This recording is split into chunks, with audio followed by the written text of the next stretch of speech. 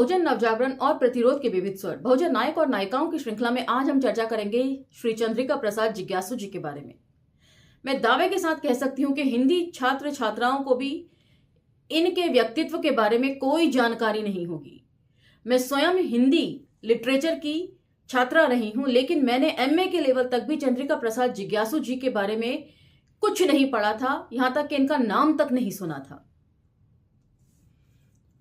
ऐसा शायद इसलिए कि ये कलवार जाति से ताल्लुक रखते थे, और ये भी मैं दावे के साथ कह सकती हूं कि यदि ये कलवार जाति से ताल्लुक ना रखते तो हिंदी साहित्य के सबसे चमकदार सितारे होते। समय पढ़ने के साथ साथ इस सितारे की चमक को न केवल धुंधला किया गया बल्कि साहित्य से ही पूरा बहिष्कृत कर दिया गया।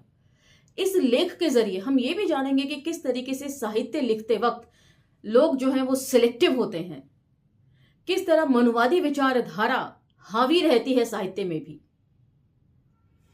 चंद्रिका प्रसाद जिज्ञासु जी के बारे में यह बात भी मैं आपको बता दूं कि 1960 के दशक में अंबेडकर लेखन को जिन्होंने प्रचुरता से छापा और युवाओं के बीच में प्रचारित और प्रसारित किया, उसे पॉपुलर किया यंग जनरेशन के बीच में, उनमें सबसे पहला नाम चंद्रिका प्रसाद जिज्ञासु जी का ही आता है।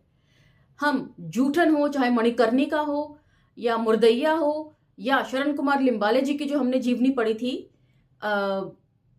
अक्करमाशी, उन सभी में एक बात कॉमन हमने पढ़ी थी कि उस दौर में डॉक्टर अंबेडकर का साहित्य किसी को नहीं मालूम था, कहीं अवेलेबल नहीं होता था। उस चीज का जिम्मा जो है चंद्रिका प्रसाद जिज्ञासु जैसे साहित्यकारों ने उठाया। हम उन्हीं के बारे में चर्चा करेंगे इस लेख में। जैसे जैसे लेख आगे बढ़ता जाएगा मैं इनके बारे में और ज्यादा जानकारी आपको देती चलूंगी। तो चलिए मेरे साथ। जय भीम, मैं शालिनी और आप देख रहे हैं अंबेडकरनामा। चंद्रिका प्रसाद जिज्ञासु 1885 से 12 जनवरी 1974।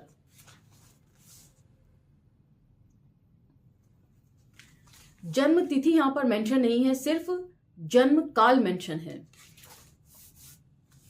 बहुजन नवजागरण के पुरोधा चंद्रिका प्रसाद जिज्ञासु आधुनिक हिंदी साहित्य की तथाकथित मुख्य धारा की वैचारिकी और उसका साहित्य द्विज मूल्यों के वैचारिकी का साहित्य रहा है। राहुल सांकृत्यायन और प्रेमचंद जैसे एक आध अपवादों को छोड़कर।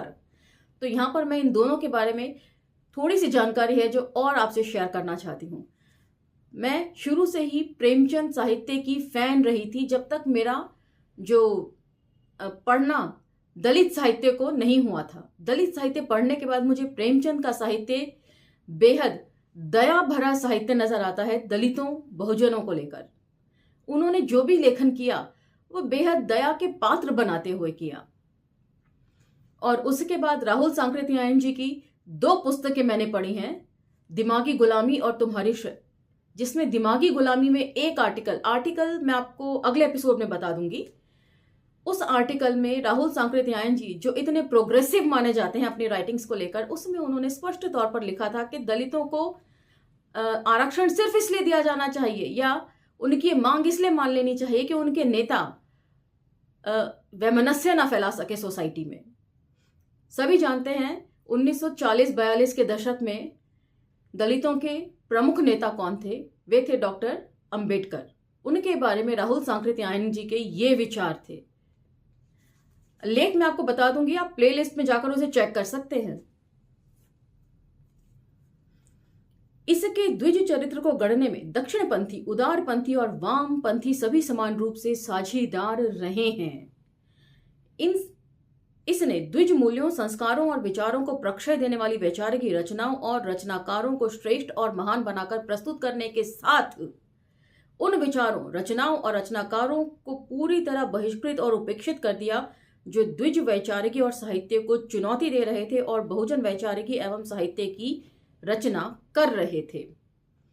ऐसे विचारकों में चंद्रिका प्रसाद जिज्ञासु भी शामिल हैं, जिन्होंने हिंदी पट्टी में बहुजन वैचारिकी का व्यापक आधार तैयार किया।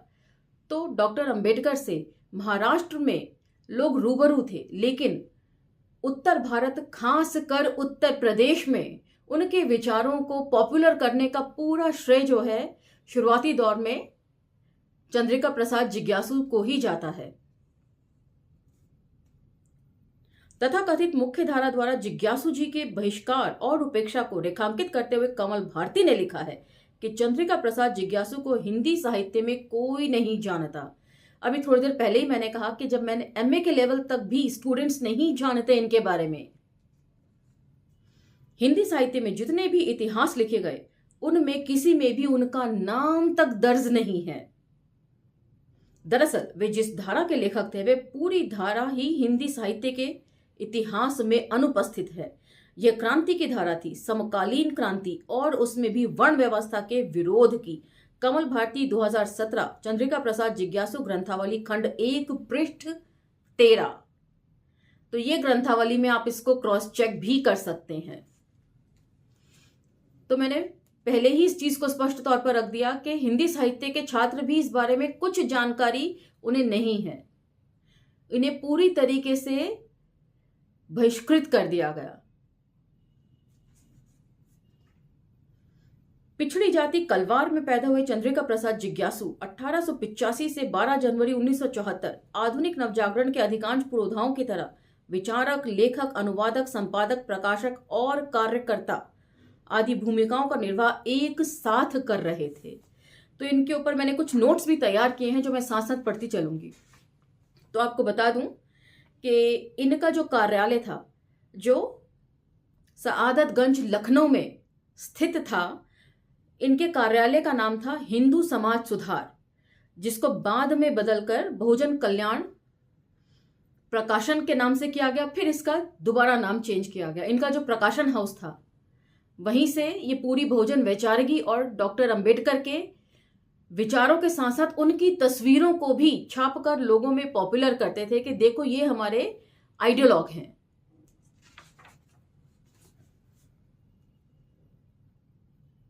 उन्होंने बहुजन क्रांति की अलग जगाने के साथ ब्रिटिश शासन से भारत की मुक्ति की आजादी में भी गांधी जी के इस आश्वासन और अनुरोध के बाद हिस्सा लिया था कि आजादी के बाद बहुजनों को उनका पूरा हक मिलेगा।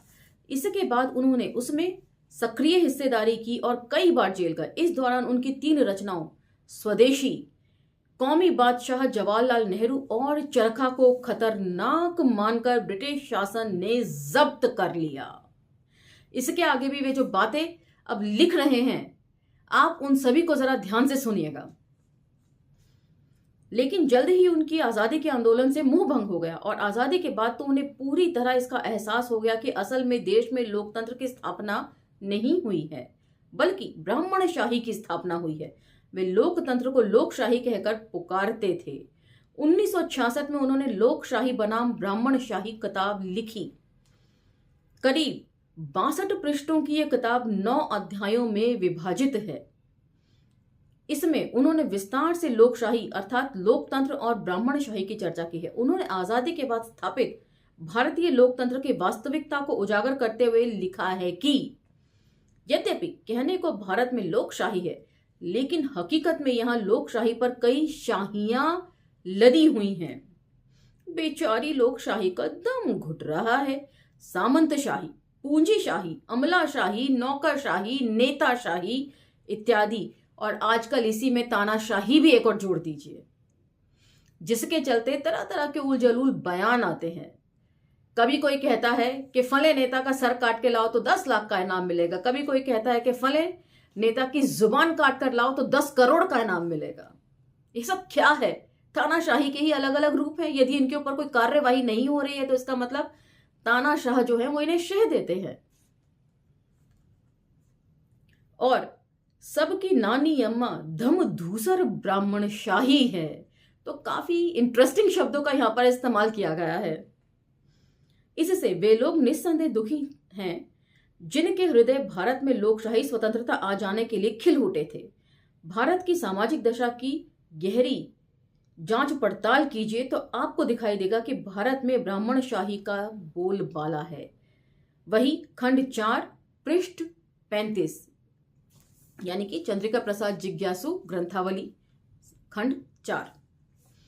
उन्होंने इस किताब में विस्तार से चर्चा की है कि किस तरह देश में जो कोई भी ब्राह्मणशाही को चुनौती देता है, इसको जरा ध्यान से सुनिए, जो कोई भी ब्राह्मणशाही को चुनौती देता है उसे राक्षस घोषित कर दिया जाता है।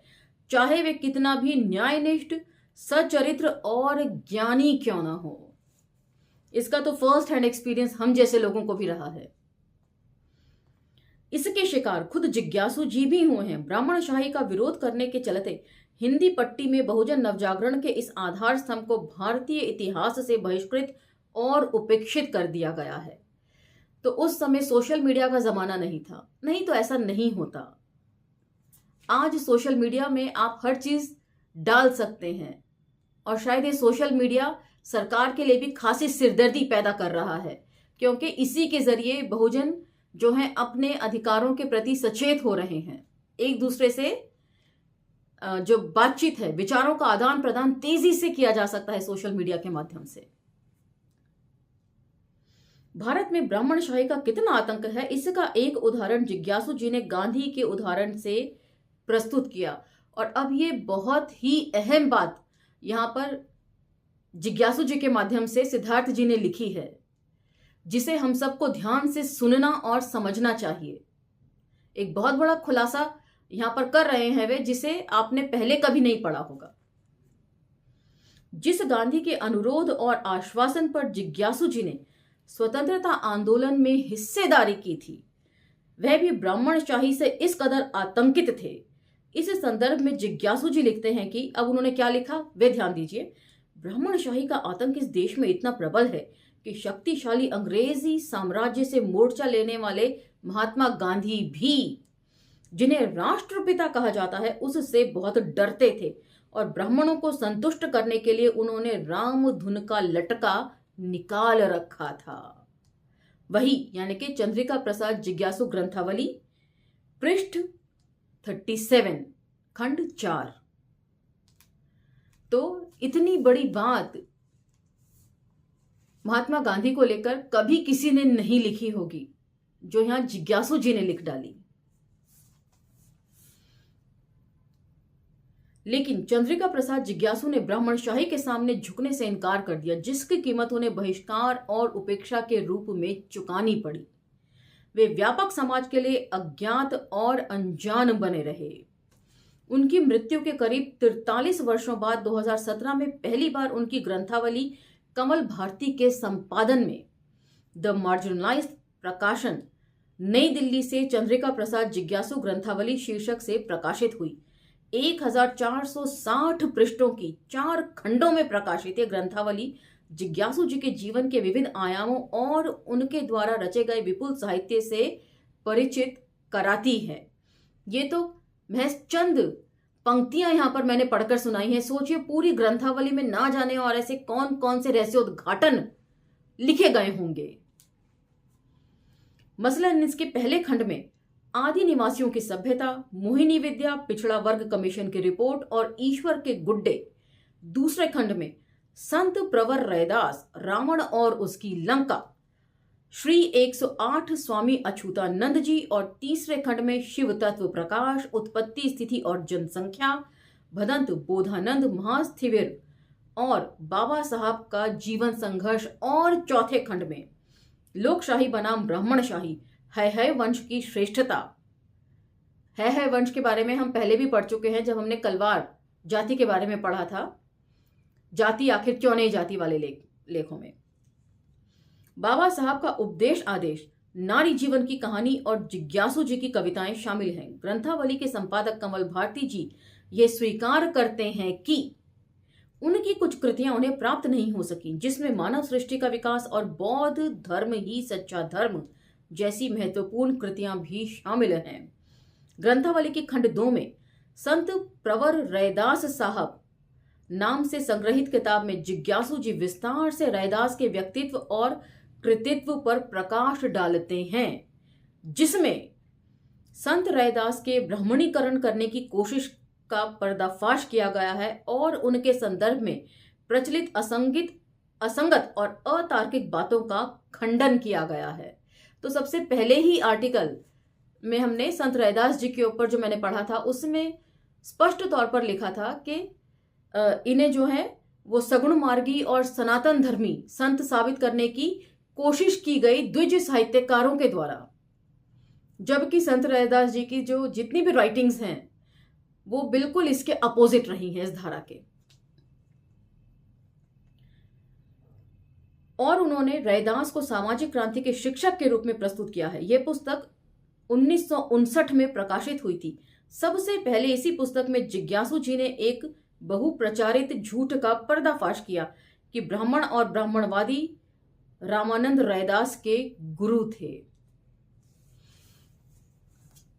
तो यहां पर यह आर्टिकल मैं विराम देती हूं। आर्टिकल लंबा है, सेकंड पार्ट में हम इसको पूरा कवर अप कर लेंगे। तो तब तक मुझे आज्ञा दीजिए, लेकिन इसमें लिखी बातों पर सोच विचार जरूर कीजिएगा कि चंद पंक्तियां पढ़कर आप इतने हैरान हैं जो आपने कहीं नहीं सुनी, तो सोचिए पूरी ग्रंथावली जब पढ़ने को मिलेगी तो उसमें ना जाने और ऐसे कौन से बातें होंगी, कौन सी सीक्रेट्स जिज्ञासु जी हमसे और शेयर करेंगे उन ग्रंथावली के जरिए। इसलिए फिर कहूंगी, पढ़ाई लिखाई का कोई दूसरा विकल्प हो ही नहीं सकता। यदि सही समझे तो इन वीडियोस को दूसरों तक भी पहुंचाने में अम्बेडकरनामा का सहयोग करें। इसी के साथ आज्ञा लेती हूं, लेकिन आप अम्बेडकरनामा को लाइक, शेयर, सब्सक्राइब करना ना भूलें। अगले एपिसोड में हम इसे पूरा पढ़ लेंगे। तब तक मुझे आज्ञा दीजिए और अगले एपिसोड तक इंतजार कीजिए। धन्यवाद।